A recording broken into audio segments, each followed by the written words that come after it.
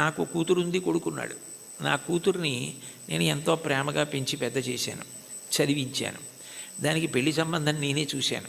యోగ్యమైన వరుడు, మంచి కుటుంబం అని దానికి పెళ్లి చెయ్యాలని అబ్బో చాలా కష్టపడ్డాను.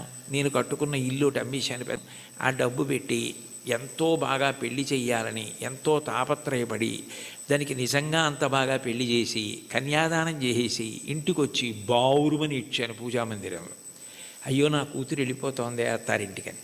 నేనే కదా కూతురికి పెళ్లి సంబంధం చూసింది, నేనే కదా అవన్నీ చేసింది, మరి కూతురు వెళ్ళిపోతోందని ఏడుపు ఏమిటి అంటే, ఎంత నేననుకుని ఇచ్చేస్తున్నా కూతురు నా ఇంట్లోంచి వెళ్ళిపోతోందని ఏడిచినట్టు భగవంతుని యొక్క భక్తిట మోక్షాన్ని కూడా ఒక స్థితిలో అమ్మో ఆయన ఎందుకు కలిసిపోవడమేనా, ఆయన్ని సేవించడానికి ఇంక అవకాశం ఉంటుందా అంటుంది.